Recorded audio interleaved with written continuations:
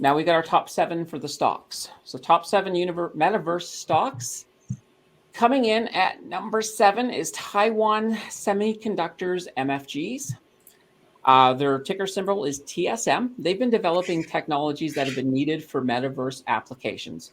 So when it comes to chips, the whole country of Taiwan, that's pretty much their specialty when it comes to technology. They are chip builders. These guys are working on making AR and VR headsets lighter with longer battery life. They want to get about 100-fold improvement. That's what they're working towards. And these guys have also come out and they've said they believe VR is going to actually replace smartphones down the line. So they're definitely a company to watch. And they came in at number 7. Number 6, Apple fell down a bit. Now, initially, it was rumored that Apple didn't want to even get into the metaverse. They were looking more towards a mixed reality headset. So it'd be like a headset where you could actually see, you could see a game that you could play, or, just information, internet, things like that, but you're not technically fully immersed. Now, interesting thing too, is they've started giving bonuses to some of their top employees because Meta Platforms is trying to poach them. Microsoft is having the exact same problem. Now, what is interesting about Apple, though, is that there have been rumors starting to surface about them trying to get into the metaverse.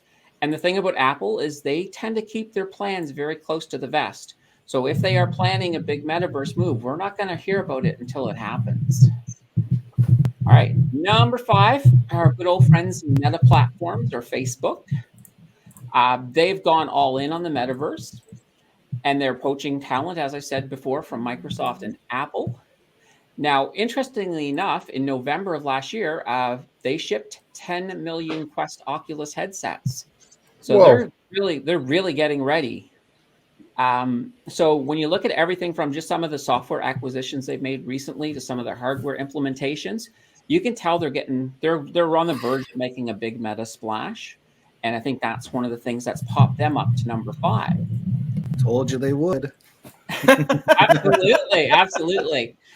Now, number 4 is Amazon. Now, they have their eyes set on becoming the major player when it comes to e-commerce within the metaverse. They're also currently the world's largest cloud services vendor. And if you think that's enough, they own Twitch. Twitch is the largest gaming network in the friggin' world. And if you don't think Twitch is going to get involved in the metaverse when there's so many games involved in it, you're sadly mistaken. So Amazon's going to be a huge player in the metaverse. They're still holding at 4, though, but I wouldn't be surprised if they climb. Number 3, a brand new one, Disney. Wow. Now, Disney they've come out and they've been talking a lot about the metaverse. They've stated they want to connect the digital and physical worlds for storytelling and animation. So they want to start pulling this all together. They also want to create 3D Disney avatars that can allow interactions with some of your loved characters. I wouldn't mind hanging with Goofy. That would be kind of fun. The other big thing is you've got... You already do, Candace. He's sitting right beside me. I'm the dwarf, don't. Well, the other big thing, too, is they also own Marvel. And the Marvel collectible metaverse has already started to explode into popularity. Just take a look at Vivi. Yeah. So Disney definitely making an impact in the metaverse.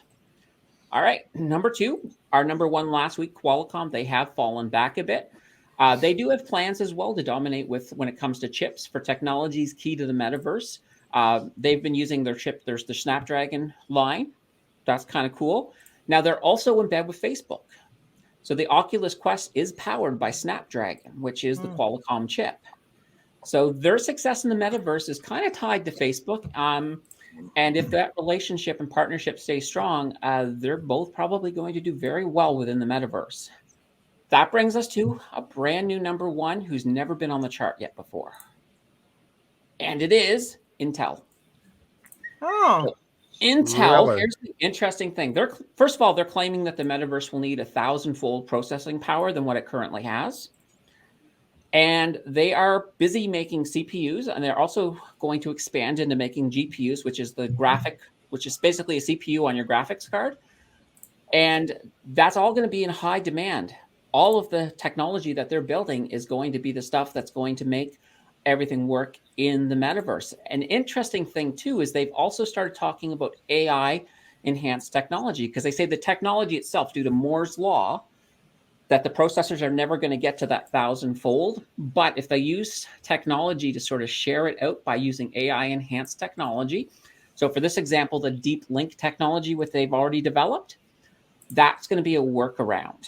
And that's going to really help them hit the benchmarks that the metaverse really needs to be successful.